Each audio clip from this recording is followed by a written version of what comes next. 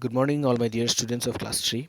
In the last class of Hindi हमने पाठ 3 हिंदी किताब से 3 गुड़िया नामक कहानी लगभग समाप्ति कर चुका था। मैंने आपको समझाया भी था कि किस तरह से एक कलाकार अकबर के दरबार में आता है और अकबर के दरबार में आता है और उस कलाकार के हाथ में 3 गुड़िया को देखकर अकबर को उसे खरीदने का मन करता है। तभी कलाकार कहता है कि मैं यह नहीं बेच सकता, मैं उसे ही दूंगा जो बता पाएगा कि इन 3 गुड़ियों में से सबसे बेहतरीन गुड़िया कौन सी है।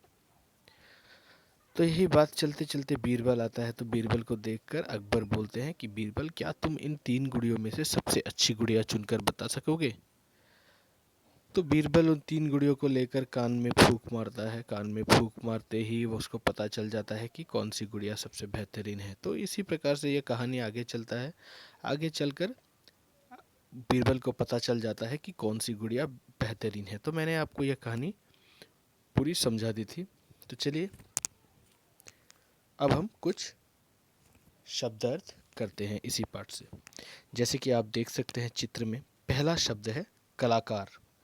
तो कलाकार का अर्थ, जैसे कि मैंने आपको पाठ कहानी समझाते वक्त मैंने आपको अर्थ बताए थे। तो यहाँ पर आप देख सकते हैं कलाकार का अर्थ है किसी कला को जानने वाला। कला मतलब स्किल, जैसे कोई अच्छा नाचता है, जैसे कोई अच्छा गाता है, अच्छा ड्राइंग करता है। तो कलाकार का अर्थ है किसी कला को जानने वाला। उसी प्रकार दूसरे नंबर पर है दाम। दाम का अर्थ है कीमत, मतलब प्राइस। जब भी हम बाज़ार पर जाते हैं, किसी दुकान पर जाते हैं, तो हम कुछ खरीदने की कोशिश करते हैं, तो खरीदने से पहले हमें उसका दाम जानना पड़ता है। तो उसी दाम को ही कीमत कहते हैं। तीसरा शब्द है प्रयास। प्रयास यानी कि कोशिश। फिर दूसरे चित्र पर आप देख सकते हैं विश्वसनीय। विश्वसनीय का अर्थ है जिस पर भरोसा किया जा सके, जिस पर बिलीव किया जा सके। फिर है श्रेष्ठ। श्रेष्ठ मतलब महान। फिर तोहफे। तोहफे मतलब उपहार, गिफ्ट। तो जैसे कि मैंने आपको कहानी पूरा समझा दिया, फिर उसके साथ हमने शब्द भी कर लिए। तो चलिए अब हम लिखित प्रश्न उत्तर करते हैं। जैसे कि पहला प्रश्न आप देख सकते हैं, कलाकार गुड़िया किसे देना चाहता था? मतलब जो कलाकार आया था वह गुड़ियों को किसे देना चाहता था? चलिए उत्तर जैसे कि आप देख सकते हैं चित्र पे, कलाकार गुड़िया उसे देना चाहता था जो इन गुड़ियों में से सबसे अच्छी गुड़िया चुनकर बताएगा। तो कलाकार गुड़िया उसे ही देना चाहता था जो इन तीनों गुड़ियों में से सबसे अच्छी गुड़िया चुनकर बता पाएगा। दूसरा प्रश्न जैसे कि आप देख सकते हैं चित्र में, बीरबल ने गुड़ियों में अंतर कैसे पता किया? तो इस कहानी में बीरबल ने गुड़ियों में सबसे अच्छी जो गुड़िया है उसे चुनकर बता लिया, यानी कि वह गुड़ियों में अंतर पता कर लिया था। तो किस तरह अंतर पता किया?